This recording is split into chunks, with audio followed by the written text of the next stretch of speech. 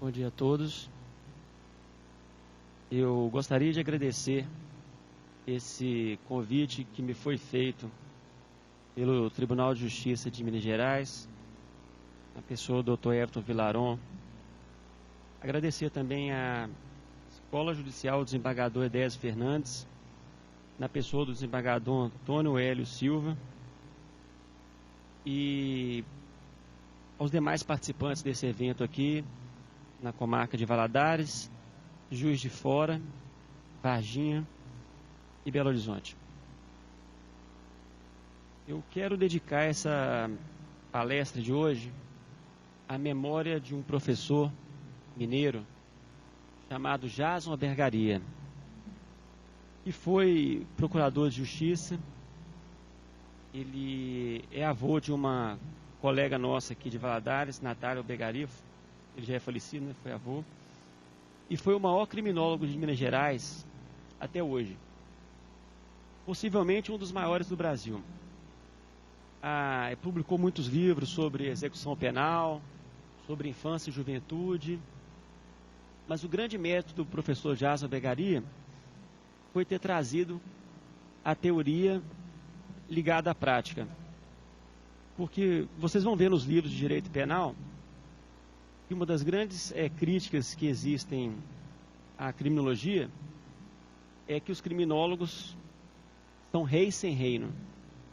Ou seja, são pessoas altamente teóricas, mas que não conseguem aplicação prática nenhuma. Então eu gostaria de dedicar essa palestra à memória do professor Jason Abergaria, porque ele foi uma pessoa que inspirou muito esse trabalho da luta contra o crime. Então, nós vamos começar aqui com o título: Prevenção do crime, uma abordagem criminológica. A primeira coisa que vocês têm que compreender é que existe muito senso comum quando se trata de combater o crime. E isso que nós temos que rejeitar. Muitas vezes a pessoa acha que pelo fato de ser policial, ou ser promotor, ou ser juiz, isso já lhe dá conhecimentos suficientes para se compreender o fenômeno criminal de uma forma mais completa. A criminologia ela quer romper com isso. Ela quer romper com o senso comum e trabalhar de forma científica. Então vejamos aqui então. Eu coloquei esse primeiro slide para vocês aqui com a visão da criminologia hoje para o brasileiro. Você tem o quê? Você tem essas figuras aí conhecidas, o Capitão Nascimento, do filme Tropa de Elite. Você tem o Zé Pequeno aí, do Cidade de Deus. Você tem o Carandiru, do filme do Hector Babenco, né? Muito, muito legal. Baseado num livro do Drauzio Varela. E você tem essa última imagem aí do enfrentamento entre o cidadão, aquele garoto pequenininho ali, com o Estado. Então, basicamente, a visão que se tem de combater o crime é uma visão da população. E é uma visão que não tem fundamentação científica quase que nenhuma. E eventualmente também, o Estado também age assim. Porque para você controlar o fenômeno criminalidade, você tem que primeiro diagnosticar o fenômeno. Você tem que compreender primeiro. E aqui, por exemplo, em Governador Valadares, nós temos um exemplo seguinte. Qual é o perfil do homicida em Valadares? Ele é o homicida que deriva das guerras de tráfico? Ou é o homicida que pratica esse crime de forma passional, eventual? Olha, eu fui recentemente numa reunião das autoridades aqui, onde uma delas falou que achava: olha, você não acha as coisas quando você trata de crime. Você tem que ter índices. Olha, fizemos uma pesquisa, olhamos todos os 170 homicídios, verificamos que 40% é de tráfico de drogas, 30% é homicídio passional e 30% são outras causas. Para você controlar o crime, você tem que ter essa visão.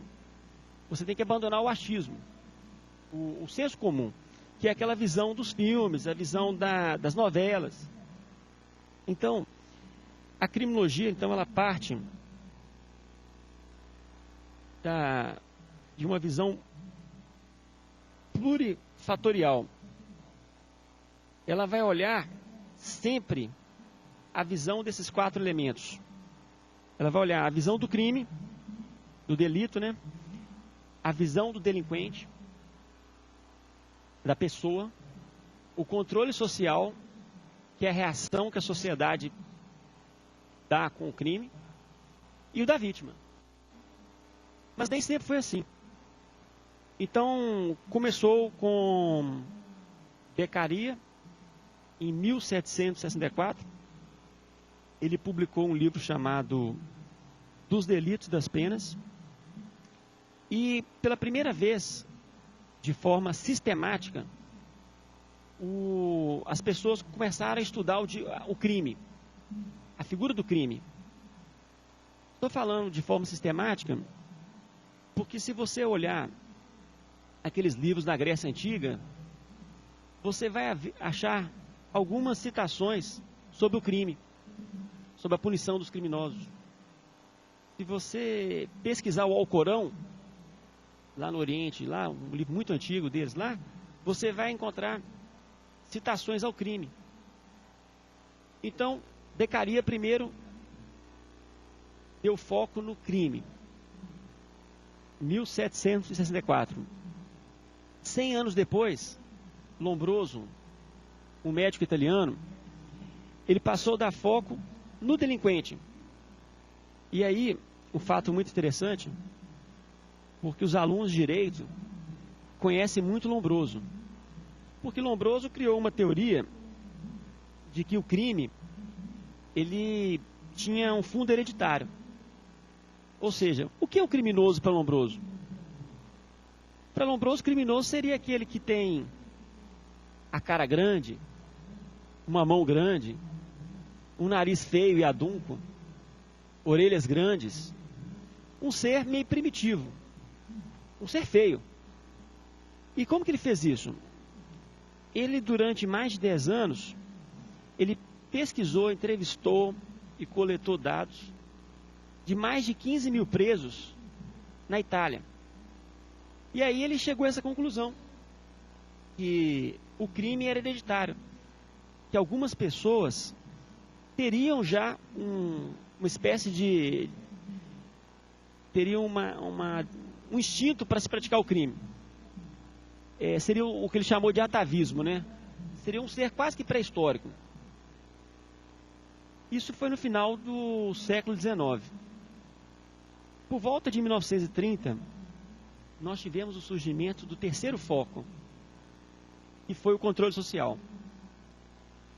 Rompendo com a ideia do biologicismo do crime, por volta de 1930, alguns sociólogos norte-americanos, na escola de Chicago, nessa cidade lá nos Estados Unidos, passaram a estudar qual que é o papel que a cidade tem na ocorrência de um crime.